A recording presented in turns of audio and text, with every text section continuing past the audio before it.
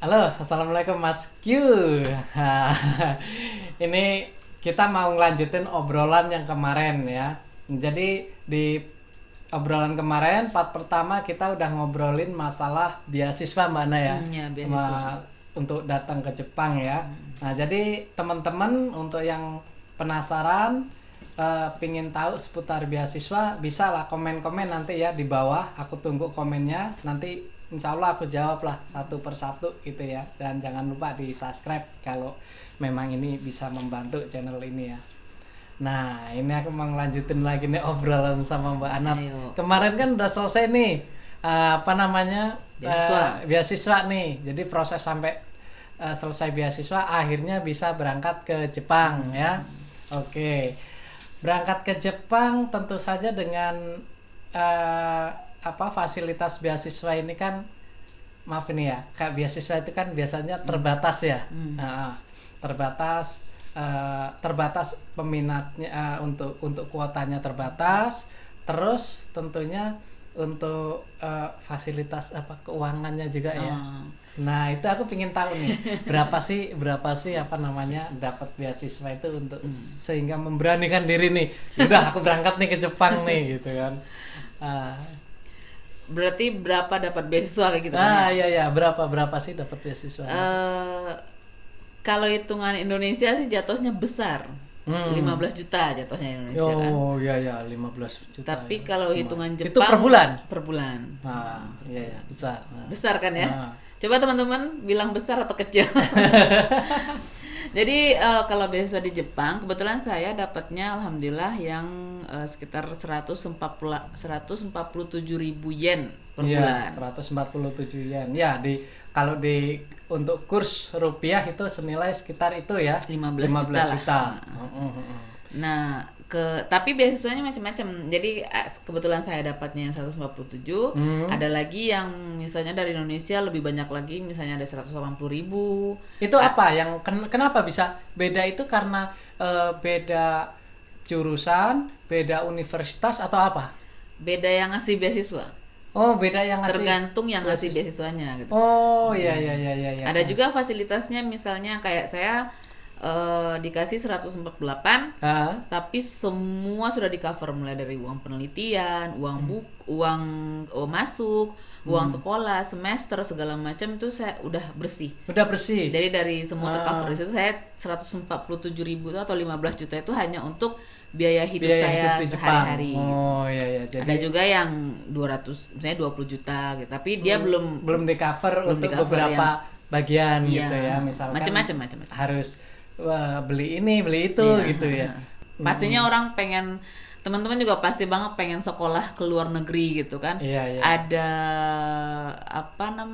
ada kebanggaan tersendiri ketika kita sekolah luar negeri sama sekolah di Indonesia gitu. Iya. Oke. Terus ini nih, tadi ada yang tertinggal sedikit ya. Jadi untuk beasiswa ini kan Mbak kebetulan ambil yang untuk penelitian ya. Sebenarnya beasiswa itu sama aja sih. Misalnya saya kebetulan jurusannya kampusnya itu kampus perikanan.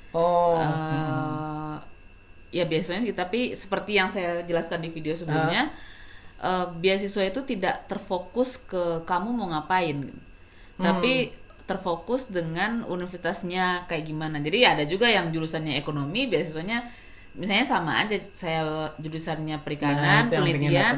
Ada juga yang jurusannya ekonomi, ya sama aja beasiswanya gitu. Segitu juga kalau dapatnya membusho juga kayak saya, segitu juga beasiswanya. Jadi nggak terpengaruh dengan kamu mau penelitian di sini atau apa. Cuman sistem pembelajarannya beda, mungkin tergantung universitasnya. Ya gitu.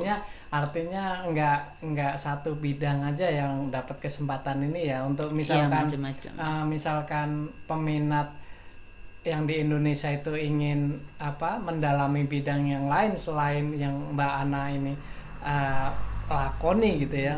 Ini artinya bisa juga ya, punya kesempatan ya teman-teman ya. Jadi itu seperti itu. Nah, ini dia udah berangkat ke sini dengan bekal biaya seperti itu ya, perkiraan tadi. Nah sekarang itu kuliahnya itu awal di mana nih? nama kampusnya apa sih? Saya kuliahnya di Tokyo University of Marine Science and Technology. Wow. Di Shinagawa. Shinagawa, wow. Itu Shinagawa itu kalau teman-teman ya yang mungkin udah lama tinggal di Jepang ataupun mungkin yang sering nonton YouTube di Indonesia gitu, tahu lah Shinagawa itu daerah Tokyo. Itu orang-orang maaf ngomong ya, orang-orang yang lumayan tebel kantong gitu. Apa-apa mahal gitu. Terutama biaya sewa apartemen sampai terus 70 juta gitu.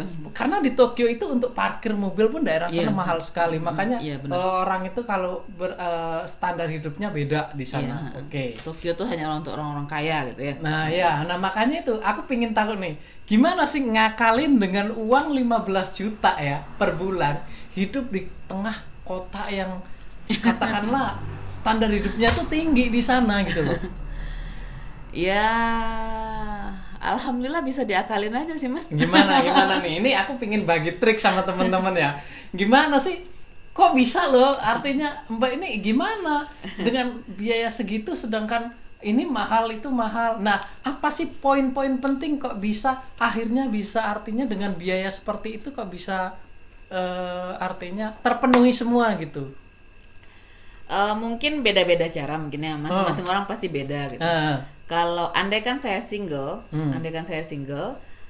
dengan biaya sebesar itu mungkin bisa tercover semuanya, tercover tanpa ada kerja di mana-mana, karena satu kebetulan kampus saya sudah menyediakan asrama untuk mahasiswa asing. Oh, nah ini jawabannya. Jadi ternyata karena memang udah nyiapin asrama sendiri ya. Jadi kalau misalkan dia sewa apartemen sendiri ini nggak masuk di akal saya gitu loh. Jadi ini muri ya, nggak mungkin ya, impossible gitu ya. Jadi kalau uang segitu 15 juta sewa hidup di Shinagawa gitu. Makan apa kan gitu ya. Oke. Nah, ini aku dapat poin penting. Jadi karena memang udah disediakan. Apa setiap kampus itu menyediakan asrama seperti itu? Oh, enggak. Jadi macam-macam tergantung kampusnya, tapi secara global Jepang sendiri menyediakan ibaratnya apa ya? Kayak apartemen khusus untuk mahasiswa luar negeri. Dari mana aja, misalnya luar negeri bukan termasuk Indonesia ya, di mananya itu di daerah Odaiba. Nah, beda lagi ya, Odaiba kan daerah kaya lagi kan. Jadi di sana itu ada apartemen khusus untuk mahasiswa yang kampusnya tidak menyediakan asrama.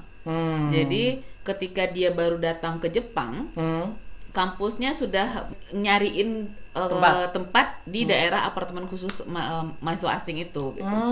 Jadi orang dari luar negeri, orang dari daerahnya sendiri datang ke Jepang, jadi nggak bingung lagi nyari apartemen. Kalau jam perkuliahan itu sama aja. Di Indonesia juga tergantung kuliahnya jam berapa. Kalau kuliah biasa ya, tergantung kuliahnya jam berapa, masuknya jam berapa, itu tergantung mata kuliah yang diambil. Tapi di Jepang itu tidak seperti, bedanya Jepang sama Indonesia itu, Indonesia kan basicnya itu learning based sama research based. Jadi kuliah dan meneliti. Kalau di Indonesia, jadi setahu saya yang saya alami S1 di Indonesia itu misalnya dari tingkat 1 sampai tingkat 4 itu masih kuliah mereka. Nah, nanti semester akhir, semester 8 itu baru masuk lab dan penelitian.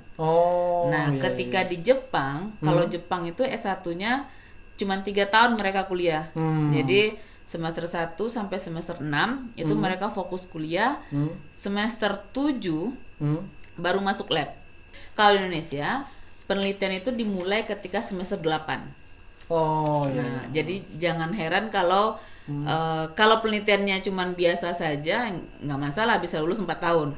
Tapi kalau penelitiannya agak rumit dan biaya penelitian agak mahal segala macem, itu bisa aja. Makanya jangan heran ada mahasiswa abadi di Indonesia, ada lulusnya 7 tahun, lulusnya sampai 6 tahun gitu kan.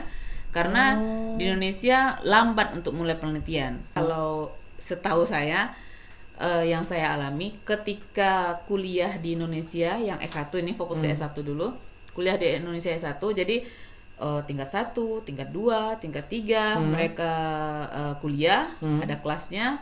Tingkat 4 itu semester 7 itu mereka masih ada kuliah. Nah, ya, semester bedanya 8 di situ ya. baru masuk lab. Oh, Nah, ya. baru masuk lab, terus habis itu masuk lab itu macam-macam penelitian, ya tergantung jurusan, macam-macam penelitiannya. Kalau penelitiannya bisa yang gampang dan cepat, itu bisa lulus 4 tahun.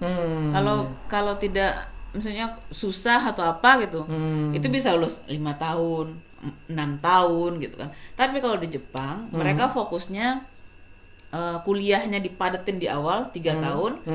3 tahun kuliah di awal, terus habis itu mereka semester 7 dan 8 udah langsung penelitian, masuk lab.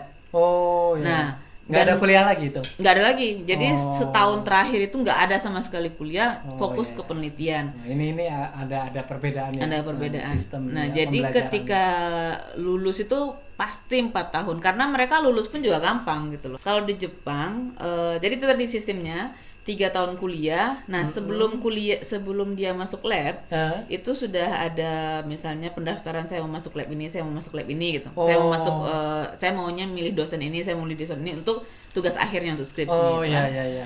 Nah, ketika dia udah masuk lab, kan penelitian. Nah, penelitian itu, dan rata-rata biaya penelitian semua di cover sama dosennya sendiri. Emang kalau di Indonesia? Enggak. Di Indonesia gimana?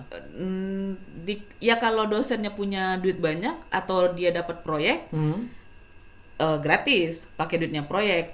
Tapi kalau dia penelitian, dia contohnya misalnya dosennya nggak punya duit atau labnya nggak punya duit, ya biaya penelitiannya sendiri. Misalnya saya kan kebetulan perikanan. Itu tambah bengkak dong biaya gitu. Jadinya misalnya saya perikanan, saya harus beli ikan gitu untuk penelitian. Ya kayak duit saya sendiri gitu loh.